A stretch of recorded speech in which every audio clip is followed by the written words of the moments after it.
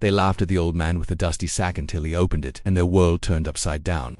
In a crowded bank, an old black man walked in carrying nothing but a worn-out sack. People smirked, the staff whispered, and the manager rolled his eyes. But behind those wrinkled hands was a secret too heavy to ignore. What seemed like a joke soon became a moment no one in that room would ever forget. The old man shuffled inside the bank, his clothes faded, shoes worn thin, and the sack dragging by his side. Customers chuckled, the clerk frowned, and whispers filled the hall. He approached the counter, speaking softly, almost too gently for a place filled with polished shoes and echoing laughter. "I want to speak with the manager." Laughter rippled through the crowd. How could a man like him demand such respect? At first, nobody took him seriously. The glass doors behind him swung shut with a heavy thud, cutting him off from the bright sun outside. The fluorescent lights hummed above his head, buzzing with the sound of wealth being exchanged, loans being requested, checks being signed. He stood there in the middle of it all, just an old man with tired shoulders, wrinkled skin, and a sack that looked like it had seen more winters than anyone in that lobby could imagine. His back curved, not only from age, but from the weight of life itself. And yet there was something steady in his walk, something unshakable. The customers nearest to him exchanged glances, their eyes sparkling with a cruel amusement. They looked at him the way children look at a stray dog wandering into a fancy restaurant. The clerk at the counter cleared his throat sharply, forcing a smile that hid impatience. "Sir, perhaps you're in the wrong place," he muttered, trying to keep his tone professional. The old man didn't flinch. His eyes, though tired, had a fire that hadn't gone out. He repeated softly, but firmly this time, "I'd like to speak with the manager." The clerk leaned back in his chair, suppressing a laugh. A couple of men in suits nearby chuckled openly. One whispered to another, loud enough for the old man to hear, "What's he going to do, pay his mortgage with pennies?" A woman sitting across the room looked up from her phone and smirked, shaking her head. The old man heard them all, but he didn't react. Instead, he carefully placed the sack at his feet and adjusted his cap, like he had all the patience in the world. When the manager finally arrived, he walked briskly, his polished shoes tapping against the marble floor. He was a younger man, maybe in his early 40s, clean suit, perfectly styled hair, the kind of man who carried authority in every step.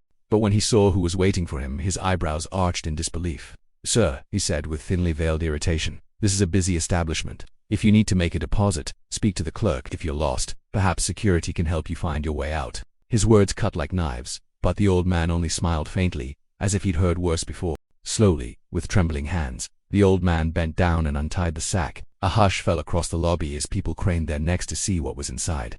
Some expected loose change, others thought it might be scraps, maybe even worthless junk. But when he pulled out the first bundle, the laughter faded. It was a thick stack of documents, bound by old string, their edges yellowed with age. He set them carefully on the counter, then reached in again, pulling out more keys, envelopes, folded papers with official seals. The clerk blinked, confused. The manager leaned forward, squinting. "What is this?" the manager asked, his voice quieter now. The old man lifted the top document, sliding it across the counter. His hands shook, but his voice grew stronger. "This," he said, "is the deed. This building, this bank, this very ground you stand on, belongs to me." The room went silent. Every whisper died. Every chuckle froze in the air. Even the security guard near the entrance straightened his posture, unsure of what he had just heard. The manager blinked, his mouth opening and closing like he'd lost his words. Customers exchanged looks, no longer smug but wide-eyed, caught between disbelief and awe. The old man didn't stop there. He pulled out more papers, letters signed by officials decades ago, blueprints of the bank's foundation, photographs of him young and strong standing at the groundbreaking ceremony with dirt on his hands and pride in his eyes. "I built this," he said, his voice steady now, echoing through the silent lobby. "Brick by brick, dollar by dollar, sweat by sweat, and when it was finished, I signed it away in trust. For a time, but the time has ended and now I've come to reclaim what is mine." No one laughed anymore. The manager swallowed hard, his confidence cracking. "That's impossible," he muttered, though his eyes betrayed doubt. He picked up the papers, scanning them, his face pale. The official stamps were real. The signatures were authentic. The dates stretched back farther than most of the people in that room had been alive. The old man had not come with empty hands, he had come with proof. A murmur rippled through the crowd. Some gasped. Others whispered apologies under their breath, and in that moment the power shifted. The man who had walked in with nothing but a sack was no longer the subject of ridicule. He was the owner. The foundation. The one they owed respect to all along. The old man lifted his eyes and looked around the room. The laughter was gone. The smirks had vanished. In their place were lowered gazes, red cheeks, and shame that stung deeper than any reprimand. His voice trembled, but it carried a weight heavier than gold. "All my life," he said, "I worked, and I gave, and I built, and people like you laughed. You laughed because I didn't look like wealth. You laughed because I carried my life in an old sack. But you see, he placed a wrinkled hand on the stack of deeds. Wealth was never in the suit nor in the shine of the shoe. It was in the work, in the sacrifice, in the truth you cannot erase. The silence was deafening. Not even the humming lights above dared to interrupt. And in that stillness, every single person in that room realized the same truth. They had judged a man by his appearance, and in doing so they had mocked the very foundation beneath their feet. The manager's hands trembled as he held the papers. He could feel the thickness of the parchment, the faint smell of age, the undeniable authenticity in the faded ink. These weren't the kind of documents a man fabricated.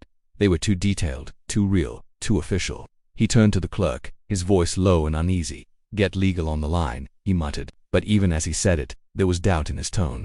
The clerk, who had earlier sneered at the old man, now swallowed nervously and nodded quickly. His face had gone pale, his earlier arrogance dissolving into quiet panic. He dialed a number with fumbling fingers, his eyes darting back and forth between the old man and the manager. The rest of the lobby sat frozen, every pair of eyes locked on the scene unfolding. Some people who had laughed moments earlier now shifted uncomfortably in their seats. One young man in a suit looked down at his polished shoes, ashamed at the words he had whispered.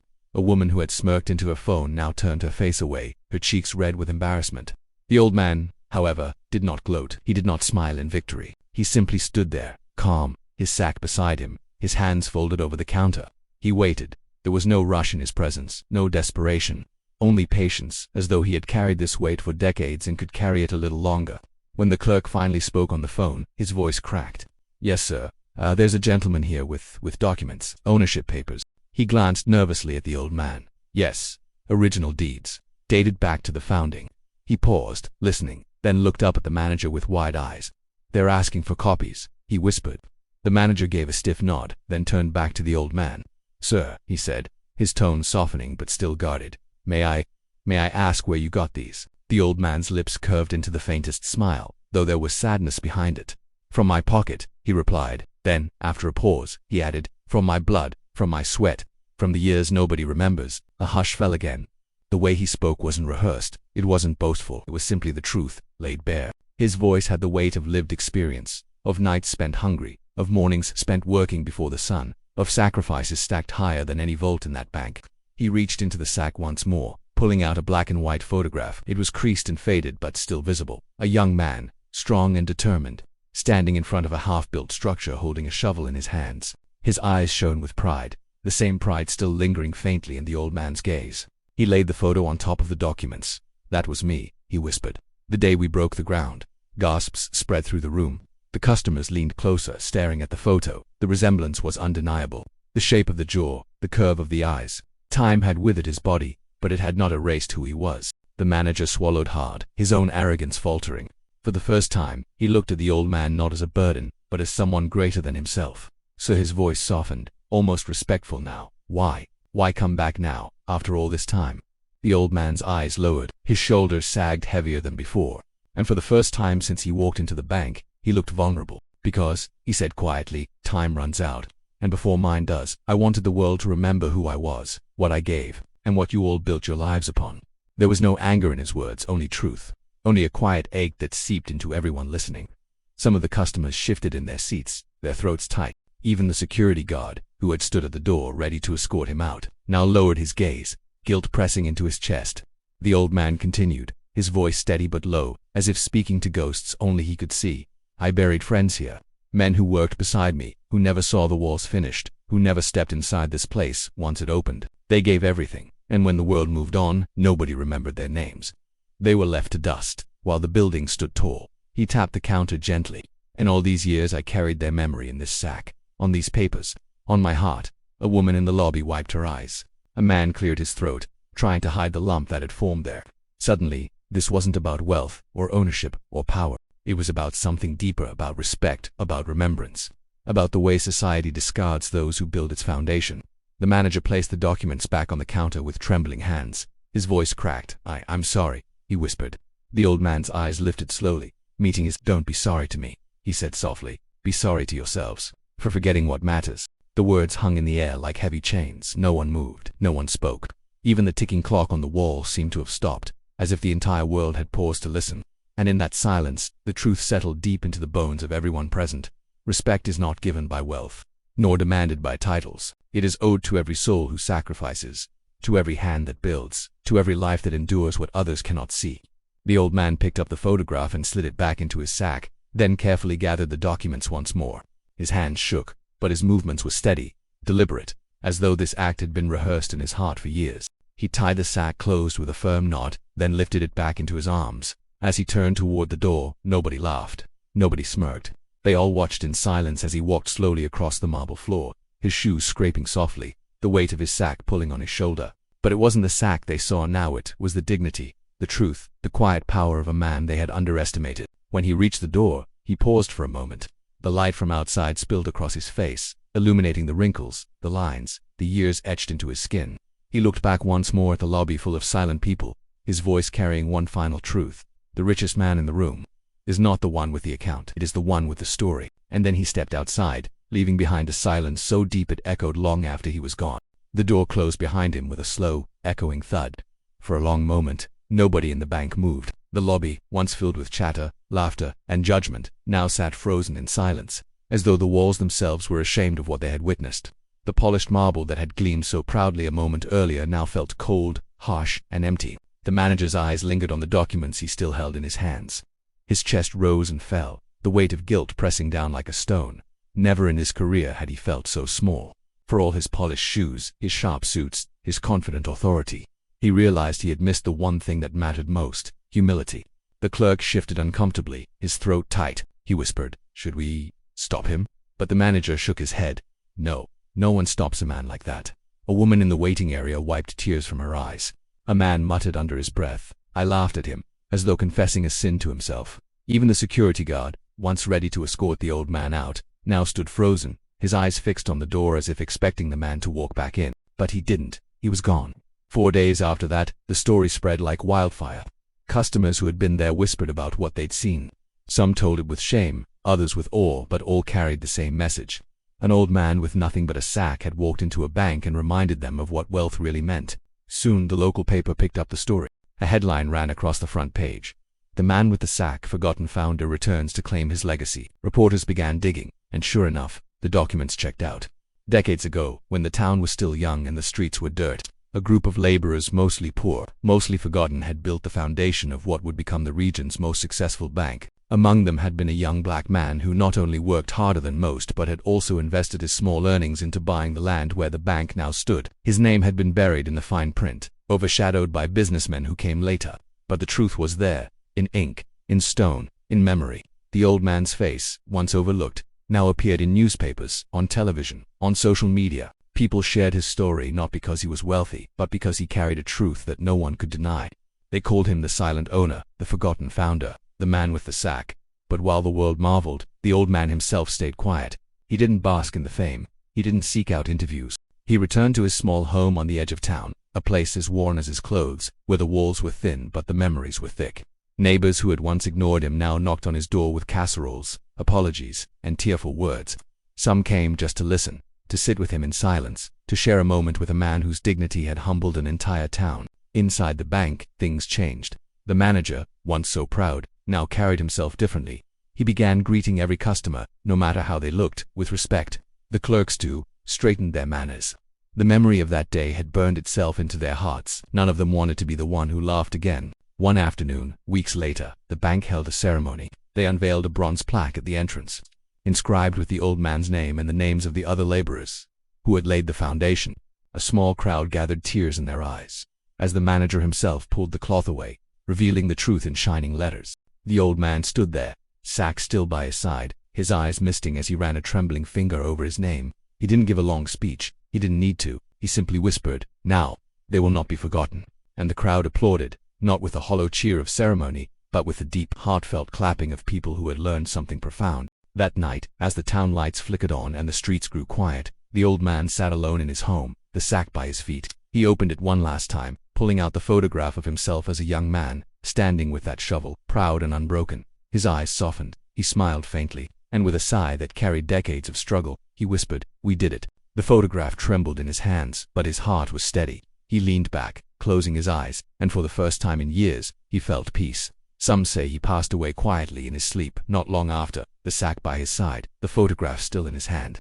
When neighbors found him, they didn't mourn with sorrow, but with reverence. They said he had finally laid down the burden he had carried all his life. The bank, now aware of the true foundation it stood upon, created a scholarship in his name, offering young men and women from poor families the chance to study, to rise, to build. His legacy lived not just in stone and paper, but in the lives he continued to shape, even in death. And every person who had once laughed at him carried the memory like a scar, a reminder that appearances mean nothing, that dignity is never worn on the outside but carried within. They never forgot the day an old black man walked into a bank with a sack and taught them all the price of respect, because in the end, wealth was never the numbers in an account. Wealth was the story. Wealth was the sacrifice.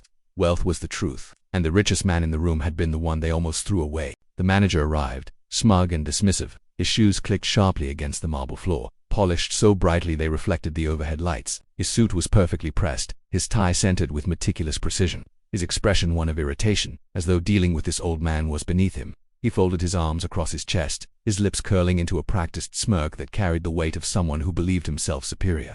"Sir, you're holding up business," he sneered, his tone dripping with contempt. "If you've come to make a deposit, do so. If you're lost, security will escort you out. Don't waste our time." The words lingered in the air, cruel and sharp, cutting into the silence of the lobby. Some customers chuckled, others rolled their eyes, and a few shook their heads, amused at the absurdity of this fragile, wrinkled man standing in the center of a place built for power and wealth. He had no fine clothes, no shiny shoes, no glint of gold on his fingers, just worn fabric, a bent back, and a sack so tattered it looked like it might fall apart with the slightest tug. But the old man did not react to the mockery. His hands trembled slightly, but his eyes never wavered. He looked at the manager with a quiet patience that unsettled even the most arrogant faces in the room. Without a word, he lifted the sack and placed it gently on the counter. The sound of it landing was soft, yet it echoed louder than any insult. With a quiet breath he untied the fraying rope that held it shut. The knot gave way slowly, as if resisting, as though it too had carried the burden of years. The room leaned in closer, curiosity overtaking amusement. Everyone wanted to see what this old man thought was so important that he dared waste the time of bankers and businessmen. The sack opened with a slow rustle. The old man's hand slipped inside, steady despite the tremor of age. When he withdrew it, he was not holding coins, or scraps, or the worthless things many had expected. Instead, he placed on the counter a thick stack of documents. Their edges were yellowed, their corners bent, their surfaces marked with the scars of decades. Time had touched them, but it had not erased them. The laughter faltered. The old man did not stop. He reached into the sack again, pulling out more old brass keys that clinked heavily as they hit the counter. Their weight undeniable, their surfaces dulled with age but strong enough to endure. The sound of metal against wood made a few people flinch, as though struck by something they did not expect. Then came envelopes sealed with wax, photographs creased from being folded and carried for years, and at last, one document he held differently than the rest. He set it down with care, his fingers resting on it for a moment, almost reverent, before sliding it forward toward the manager. His voice, when it came, was soft but filled with gravity. "This," he said, "is the deed." The words cut through the air like thunder. The manager's smirk faltered. He hesitated before picking it up, as though touching it might burn his fingers. His eyes scanned the page, his lips moving slightly as he read. The lobby leaned forward, a hushed silence falling over every corner. The once amused faces now held confusion, doubt, unease. The paper was old, but the ink still held. Stamped with seals that carried authority, signed with names of officials long gone, and at the bottom, in strong, youthful handwriting, was a name. The name of the man who now stood before them. The old man. The very one they had laughed at. The manager's face drained of color. He blinked, then read it again, his heart pounding in his chest. He looked at the old man, then back at the paper, then back at the crowd staring at him. His smug confidence was crumbling, cracking under the undeniable truth in his hands. This can't be real," he stammered, though his voice betrayed his fear. The old man's lips curved into the faintest smile, a smile not of arrogance but of endurance. "It is real," he said quietly. "That paper you hold is the foundation under your feet. Signed decades ago, in my name. This bank you stand so proudly in was mine, still is." Gasps broke out across the room. The customers who had mocked him exchanged nervous glances, their shame spreading across their faces like a sudden flame. The clerk who had frowned at him earlier now froze, his eyes wide, his throat too dry to swallow. Even the security guard, standing near the door with arms folded, shifted uneasily, unsure of what to do. The manager looked down at the deed again, his hands shaking. He could see the authenticity in the seals, the authority in the signatures. His polished world of marble and money now trembled at the weight of an old man's truth. But why?" he whispered, his arrogance now stripped away, replaced by something that sounded almost like fear. "Why come now? Why bring this here?" The old man lifted his gaze, his eyes shimmering with a mix of sadness and fire. Because, he said, his voice steady, for too long, I've been silent. For too long, I carried these papers in a sack, while you carried yourselves in pride. I watched as people forgot who built this place, who laid its bricks, who gave their blood and sweat so you could stand here today, and I could no longer carry it alone. The room was heavy with his words. Every syllable was soaked in years of sacrifice. Every pause a reminder of lives lost to hard work that went unseen. His voice was not loud, but it filled the room like a storm, echoing in the minds of everyone present. I was here, he continued, his hand pressing gently against the documents. When the ground was broken, I was here. When the walls were raised, I was here. I buried friends in the dirt outside this very building before the doors ever opened. And when the time came to sign it away, I did so for what I thought was the good of the town. But this, he tapped the deed gently, was always mine. You laughed because of the sack I carry. But what I carry is heavier than gold. It is truth, it is proof. And now it is before you. A woman in the lobby covered her mouth, tears springing to her eyes. A man in a suit who had laughed earlier looked away, shame burning hot on his cheeks. Even the children who sat waiting with their parents fell silent, sensing something sacred in the air. The manager set the deed down slowly, his hands trembling, his face pale. His polished confidence was gone, replaced by the undeniable realization that he stood face to face with a man whose worth could not be measured in dollars, nor mocked by appearances. The old man looked around the room, his gaze passing over each face. His voice, though soft, carried with it the weight of every unspoken story. Respect, he said, is not given to the man with the finest suit, it belongs to the man with the truest hands. And these hands, he lifted his, wrinkled and scarred, laid the foundation of everything you see today. The silence that followed was complete, absolute. Nobody dared laugh now. Nobody dared breathe too loudly. Because in that moment, every soul in the room knew they had been wrong. They had judged a man not by his truth, but by the wear of his clothes and the weight of his sack. And in doing so, they had mocked the very ground beneath their feet. The old man gathered the papers again, placing them neatly back into the sack. He tied it closed with the same frayed rope, his movements slow but deliberate. The sound of the rope tightening echoed in the quiet lobby, a reminder of the burden he had carried for years. He lifted the sack back into his arms, the weight familiar, the truth undeniable. Then, with a faint nod, he turned toward the door. His steps were slow, his back bent, his shoes scraping softly against the marble floor. But now, no one saw him as weak. No one saw him as poor. They saw him as something greater, dignified, unshakable, the rightful owner of the very place they sat in. When he reached the door, he paused, turning his head slightly. His eyes, deep and weary, swept over the crowd one last time. His voice, though quiet, rang out with the force of a bell. The richest man in this room is not the one who laughs the loudest. It is the one who carries the truth. And with that, he stepped outside, leaving behind a silence so heavy it felt eternal. The laughter turned into gasps.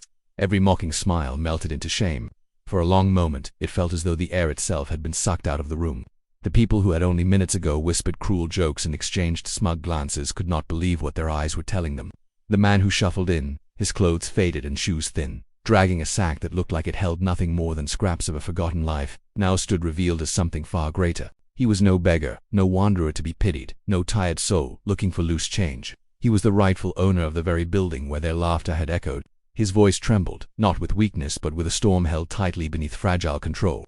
When he spoke, the weight of his years pressed into each syllable. His words did not need to be shouted. They carried on the silence, each one landing heavy in the hearts of those who listened. I built this, he said, and his eyes traveled across the room, not just at the faces staring back but at the walls, the marble floor, the windows that caught the sunlight. With my hands, my sweat, my life, and you mocked me. The sound of his declaration was not just heard, it was felt.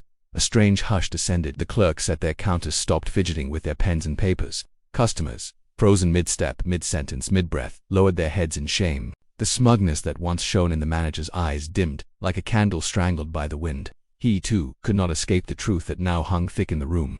The old man's hands shook slightly as he spread the yellowed documents on the desk. Papers fragile with age, yet strong enough to break the arrogance in that hole. Each page was proof. Each signature was a voice from the past echoing into the present. His hands moved slowly, deliberately, as though every motion carried decades of memory. When he held up the deed, the words inked upon it carried a power no laughter could diminish. His name was written there, plain and clear, tied forever to the foundation of the place they stood in. The room, once buzzing with impatience and scorn, was now a cathedral of silence. You could hear the faint tick of the clock on the wall, the nervous shifting of a shoe against the floor, even the shallow breaths of people who wished they could disappear into the shadows rather than face the shame of their own prejudice. It was as though time itself had slowed down to witness this moment of reckoning. The old man's eyes were wet, not with weakness, but with the piercing memory of a lifetime. He saw not just the people in front of him, but every brick he had lifted, every nail he had hammered, every day when sweat stung his eyes under the burning sun. He remembered the nights he had come home with calloused hands, his body aching, but his spirit alight with the dream of leaving behind something greater. He had been younger then, strong, determined, and that very determination had built these walls, had carved out this place where men and women now exchanged currency, as though money was the only thing of value in the world. But the true currency was his sacrifice. The true wealth was his story. His trembling voice gained strength with each word. "Do you see these hands?"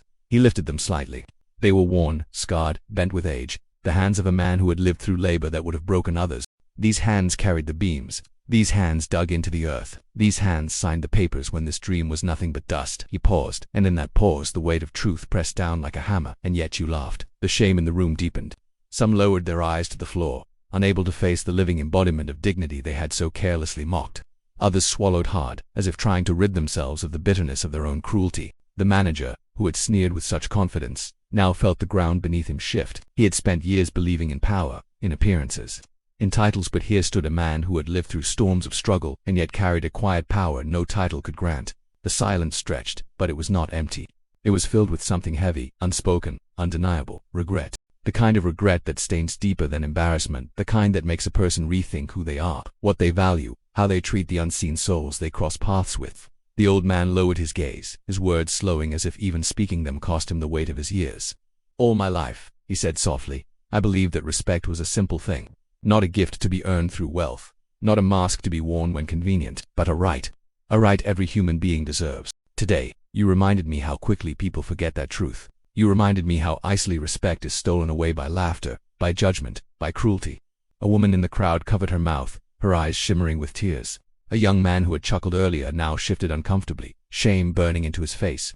The old man did not look at them with anger. His gaze held disappointment. Yes, but more than that, it carried the weary sorrow of someone who had seen this cycle play out too many times before. His sack sat by his side, worn, torn, but now transformed into a vessel of truth. From it had come not scraps, but proof of legacy. From it had come not weakness, but power.